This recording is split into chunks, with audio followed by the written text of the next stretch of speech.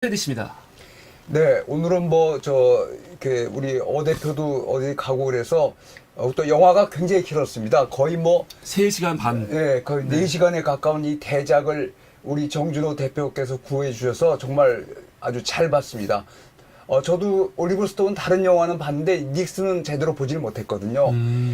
그래서 이제 우선 첫 번째는 우리가 이게 영화 모임을 하고 영화를 보는 것은 기존에 그러니까 그것이 제도권이 됐건 이 세상이 됐건 기존에 그 많이 보는 영화나 그 방송 프로나 이런 것 말고 좀 우리에게 그 새로운 면을 그러니까 여러 가지 좀 깨우쳐 줄 수 있는 영화를 좀 보자. 그래서 그것이 현재 트렌드, 소위 말해서 트렌드도 안 맞고 여러 가지가 있지만 또 나름대로 그런 영화들을 만들었다는 것 자체, 그리고 또 우리가 그런 영화들을 본다는 것이 현재 우리가 처한 여러 가지 상황에서 우리에게 어떤 교훈이란 말은 좀 딱딱하지만 영화에서 교훈을 찬다는 것은 딱딱하지만 여러 가지 반성을 하게 한다 그럴까요? 아니면 또 희망을 품게 하거나 좀 그런 면이 있다고 생각합니다. 그래서 제가 이제 이 올리버 스톤의 닉슨을 추천한 것은 이게 우선 첫 번째로 우리나라에서 구하기도 쉬운 영화가 아니고 영화 자체도 너무 길고 어려워서 상업적으로 크게 실패한 작품입니다.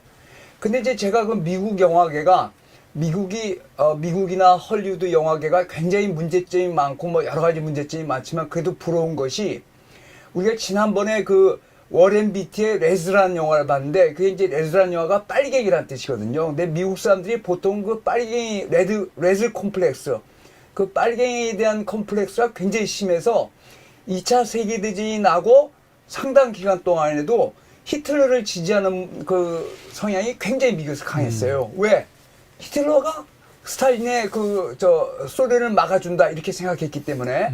근데 워렌 비티가 어떻게 보면 그 행신이나 이런 거는 정말 이 세상 최고의 바람둥이였죠. 엄청난 바람둥이였고 그렇지만 그 워렌 비티가 그 존 리드라는 말하자면 20세기 초반에 미국에서는 거의 빨갱이라고 불렸던 그 사람의 일대기를 만든 더 레스를 만들어서 그 제작자를 하고 자기가 배우도 했는데 그게 이제 부럽다는 거죠.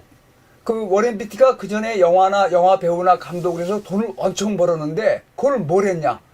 물론 자기 개인의 먹고 살 거라 엄청나게 화려하게 살았지만 그걸로 존 리드라는 미국 역사에서 굉장히 이단적인 인물을 영화화했단 말이죠. 근데 또 그 레스는 정말 또 엄청나게 상업적으로 성공을 했어요. 그러니까 미국의 이제 그런 분위기가 부러운데 오늘 그 올리버 스톤의 올리버 스톤은 닉슨을 굉장히 싫어하는 사람입니다. 그러니까 존 F 케네디에 대해서 지나치게 환상을 갖고 있는 사람이라고 볼 수 있는데 이 영화 전에 JFK라는 영화를 만들어서 엄청나게 돈을 벌었습니다. 그리고 이제 우리한테 제일 유명한 것은 JFK도 우리나라에서 개봉이 됐죠. 우리한테 제일 알려진 영화는 플래툰. 그리고 7월 4일생. 7월 4일생 톰 크루즈 나오는 그 두 작품으로 돈을 엄청 벌었어요. 그래가지고 월남전에 실제로 참전을 했었거든요. 그 올리버 스톤이. 그래서 자기의 참전을 바탕으로 작품 3개를 만들었는데 첫 번째 작 플래툰으로 아카데미 영화상과 상업적 성공. 그리고 감독으로서 정말 세계적인 명성을 얻었고 이제 미국 정치에 대해서 그러니까 올리버 스톤이 좀 지나친 점이 JFK가 살해된 것이 어떤 음모 이론이다. 그거를 좀 지나치게 신봉해서 그 JFK를 만들었는데 JFK도 엄청나게 돈을 벌어서 제가 알기로 4천만 불 정도를 투자했는데 그 5배 정도를 돈을 벌었습니다. 그게 아마 1991년에 만들었는데 그런데 올리버 스톤이 그다음에 뭘 했냐? 제가 보기에 올리버 스톤은 닉슨을 굉장히 싫어하는 사람이고 어떻게 생각하면 그런 말을 공공에 하진 않지만 닉슨을 포함한 그런 그 우파 조직들이 케네디의 암살에 관련돼 있다 이런 걸 믿는 사람 중에 하나예요. 케네디 그리고 또 JF 케네디의 동생인 그 밥 케네디, 로버트 케네디도 그렇게 생각하는데 하여튼 그 자기가 굉장히 싫어한 닉슨의 이야기를 영화로 만들었습니다. 그래서 상업적으로 아주 참패됐는데 또 영화도 지나치게 깁니다. 보기 쉬운 영화가 아니에요. 그렇지만 오히려 그 닉슨이 왜 실패했는지를 보여주는데 닉슨이 실패한 건 단 하나거든요. 워터게이트 사건은 사실 어떻게 보면 별거 아닙니다. 그 민주당 당사에 CIA가 연루된 그 CIA랑 백악관에서 근무했던 사람들이 몰래 도청 장치를 하러 침투한 건데 만약에 처음부터 닉슨이 그걸 인정했다면 백악관이 관련되고 인정했다면 그냥 사회면에 3단 기사로 날게 끝났는데 닉슨이 뭔 잘못을 했냐? 그거를 몰랐다. 계속 은폐를 했거든요. 그러면서 자기 그 참모들을 하나하나씩 해임하는 거로 자기가 모면하려고 그랬는데 사실은 그게 미국 대통령이 어떻게 거짓말을 하냐. 근데 그 전에 닉슨이 1968년 선거에서 이기고 1972년 선거에서도 압도적 승리를 했습니다. 왜? 월남전을 일단은 종식시켜서 파리에서 평화회담이 열렸고 월남전이 한 10년 동안 미국을 크게 분열시킨 사건인데 그거를 종식시켰습니다. 일단은. 그 두 번째는 뭡니까?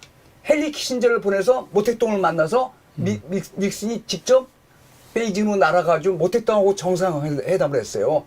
그러니까 정말 엄청난 외교적 업적을 한 거고 또 브레즈네프를 미국으로 당시에 소련의 수상인 그 서기장인 네. 브레즈네프를 빌려서 군축 협약 이런 걸 했을 거예요. 그러니까 엄청난 업적을 세웠는데 거짓말을 한 거로 덜미가 잡힌 겁니다. 그래서 미국에서 상원에서 청문회 하면서 미국에서는 청문회에서 거짓말하면 이거는 위증죄로 기소가 됩니다. 근데 위증죄로 기소되면 우리나라에서는 그런 게 되게 집행유예 정도로 끝나는데 미국은 그렇지 않습니다. 되게 실형을 받아요. 그러니까 미국 사람들한테 제일 무서운 게 위증죄로 기소를 당하는 겁니다. 그러니까 닉슨의 그 부하 직원들이 거기 상원 청문회에 나와서 진술을 해야 되니까 뭡니까 그때는 자기가 어떻게 될지 모르니까 자기가 기소를 당해서 위증죄로 불려가면 형사처벌을 받는데 그것도 우리나라에서 굉장히 흔한 집행유예가 아니라 실형을 받으니까 그 미국에서 실형을 한번 받으면 변호사비도 천문학적으로 늘고 아주 모든 걸 잃게 되거든요. 그러니까 닉슨의 부하 직원들이 다 가서 사실을 이야기하기 시작하니까 닉슨이 결국 어떻게 했냐. 처음에는 부하들을 하나하나씩, 그러니까 꼬리를 자르는 식으로 하나씩 하다가 나중에 결국 자기가 탄핵만이 아니라 형사적으로 거짓말했다는 죄로 위증죄로 기소돼서 감옥에 갈지도 모르니까. 그러니까 그게 참 미국의 대단한 점이죠. 그러니까 닉슨이 어떻게 했냐. 사임을 했습니다. 그러니까 사실 이거는 정말 대단한 사건인 게 맨 처음에 닉슨이 그거를 지시하진 않았죠. 닉슨의 참모들이 그 민주당 당사를 도청하라고 시킨 건데 나중에 닉슨이 그걸 알면서도 거짓말을 했다는 거예요. 거짓말. 그러니까 닉슨이 그렇게 화려한 업적, 베트남전을 일단은 종식시키고 완전히 끝내지 못했지만 중국을 개방시키고 그래서 모택동을 가서 만나고 그다음에 브레즈네프를 불러서 군축 협약을 하고 이런 화려한 업적을 했는데도 불구하고 미국 헌법에 위반되는 거짓말을 했다.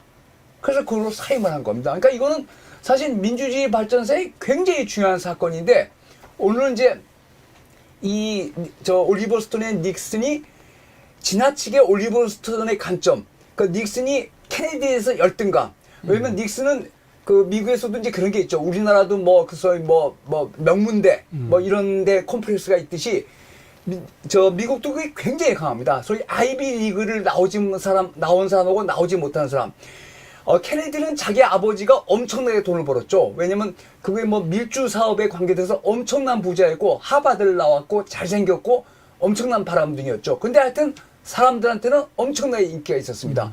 닉슨은 반대로 저 시골의 캘리포니아 출신이고 대학도 이름 없는 데 나왔는데 변호사 하다가 자기가 그 모든 약점을 극복하고 아이젠허 밑에서 부통령을 2번이나 하다가 누구나 정치 신인인 그 상원은 얼마 되지 않은 정말 애송이 케네디랑 붙었는데 1960년 선거에서 예상대로 졌어요. 그리고 닉슨이 다 끝났다고 생각하고 그 다음에 캘리포니아 주지사 선거에도 나왔습니다. 그러니까 우리나라에서 대통령 선거 떨어진 사람이 그 다음에 경기도지사 나온 건데 거기도 참패를 했어요. 그래서 은퇴한다고 생각했는데 케네디가 암살되고 여러 가지 상황으로 닉슨이 1968년에 재기를 해가지고 대통령이 다시 됐죠. 그리고 또 72년에는 그 베트남 전쟁이나 중국의 문을 열어젖힌 것 때문에 정말 압도적인 그 표차로 재선이 됐는데 뭐가 발목을 잡았냐? 거짓말. 근데 그거 시스템이 뭐냐? 미국의 시스템이죠. 국회, 상원이나 사법부가 소위 상권 분립을 해서 닉슨하고 아무리 친하고 닉슨이 임명한 그 대법원 대심원 판사나 국회 상원은도 그런 데서는 편파적이거나 이런 걸 못 하거든요. 근데 지금 과연 미국이 그러냐 안 그러냐는 지금 이제 의심해 볼 여지가 있지만 하여튼 이 사건이 1972년에서 74년에인가 닉슨이 사임했으니까 지금 50년 된 이야기인데 그 과정을 이게 이제 닉슨의 다른 것보다 우리가 지난번에 봤던 그 워터게이트 사건을 워싱턴 포스트 기자들이 다룬 그 영화에 의해서 그 당신의 상황을 잘 설명하는데 올리버 스톤의 지나치게 닉슨 혐오적인 또는 JFK 우상화하는 그런 게 있지만 미국의 민주주의 제도, 미국이 굉장히 문제점이 많은 나라지만 왜 여전히 어떤 세계에서 민주주의가 가장 잘 발달한 나라라고 보느냐. 그게 언론과 상권 분립이 잘 돼 있어서 그런 거거든요. 그래서 그런 점에서 우리의 여러 가지 상황과 대비되는 면에서 이 영화는 상업적으로 실패했고 제가 보기에도 영화적으로 볼 때 너무 좀 길고 뭐 그런 면이 있습니다. 그렇지만 오히려 그런 실패한 영화를 통해서라도 또 닉슨이 실패한 그 정치가의 모습을 통해서라도 우리가 어떤 교훈이란 말은 저는 좋아하지 않지만 그런 걸 좀 얻을 수 있지 않을까 해서 여러분하고 같이 보자고 제가 추천한 것입니다. 네, 감사합니다. 지금까지 송기영의 오프닝 크릿이었고요.